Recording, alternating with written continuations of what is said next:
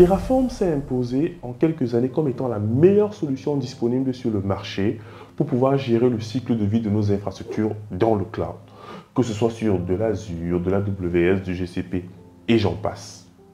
Dans les grandes entreprises, l'utilisation de Terraform nécessite désormais la mise en place d'une gouvernance. Comme j'ai l'habitude de dire à mes étudiants, dès qu'un outil commence à être extrêmement plébiscité, il faut réfléchir à une stratégie pour améliorer la gouvernance. Et qu'est-ce que ça signifie?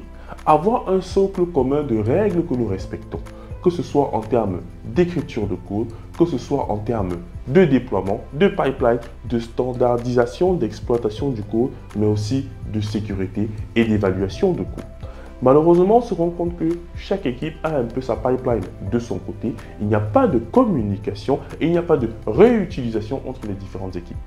Et il est également important de pouvoir gérer le airbag, c'est-à-dire la gestion des rôles des différentes équipes ou des personnes ou des individus qui vont interagir avec le code. Donc la notion d'organisation. Je voudrais par exemple que quelqu'un ne puisse faire que du plan de mon code et pas de l'apply, que je puisse mettre en place des notifications et que je puisse également, lorsque j'exécute mon code, avoir une évaluation éventuellement du coût.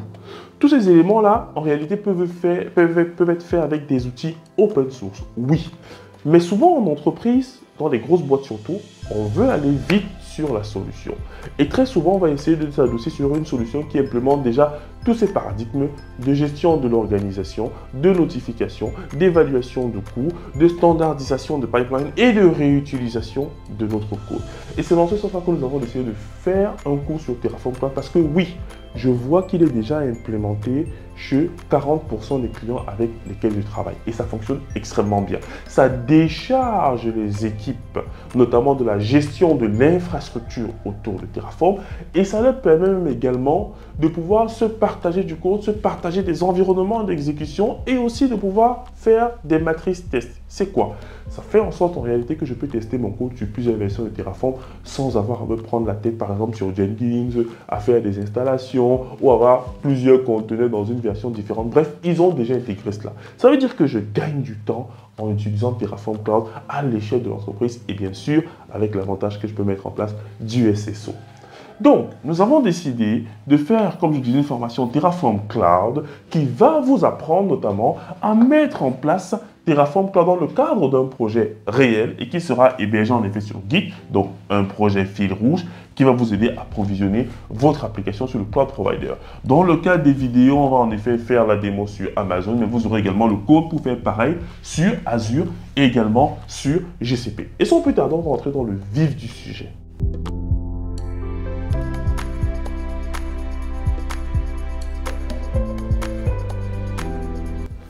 Cette formation a été réalisée par notre formateur passionné Ulrich, qui anime déjà les formations au quotidien et qui travaille avec Terraform Cloud, notamment pour le provisioning des environnements liés à EasyTraining. Qu'est-ce que ça signifie?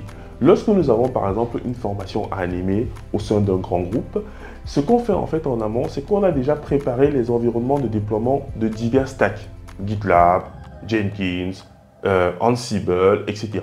Et simplement, on va sur Terraform Cloud et on provisionne les infras. Donc, il a déjà l'habitude de travailler avec et je vous assure, ce cours, c'est une pépite. Comment est-ce qu'on l'a structuré?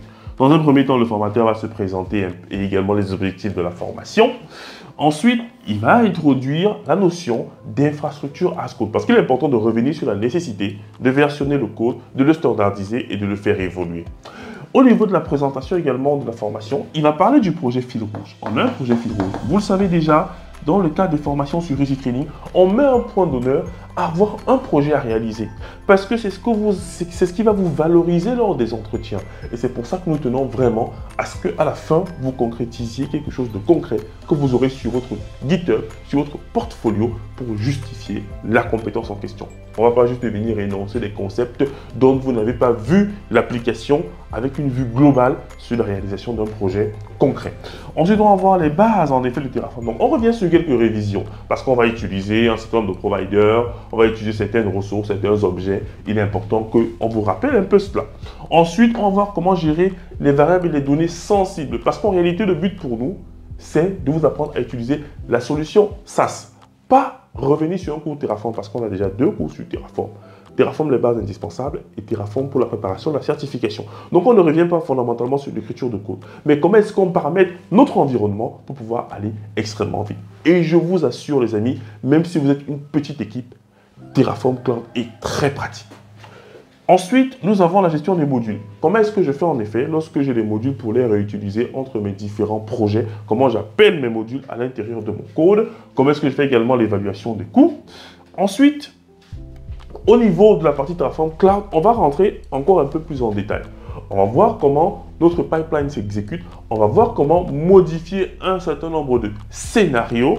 Et ensuite, on va finaliser notre projet fil rouge parce qu'on aura vu un certain nombre d'éléments. Et ensuite, au niveau de la dernière étape, on va donc terminer, livrer notamment notre infrastructure avec Terraform Cloud de façon complète. Et à la fin, on vous propose un mini projet pour aller encore plus loin. Donc, voilà en gros le programme de cette formation. Je vous assure, c'est extrêmement intéressant pour les personnes qui veulent aller au-delà simplement d'utiliser Terraform, mais être capable de mettre en place une organisation qui va permettre à votre entreprise d'aller beaucoup plus vite dans l'adoption de Terraform et ne pas être confronté aux difficultés de gouvernance au quotidien de l'infrastructure sous-jacente à Terraform, donc, où vous hébergez notamment votre business Terraform.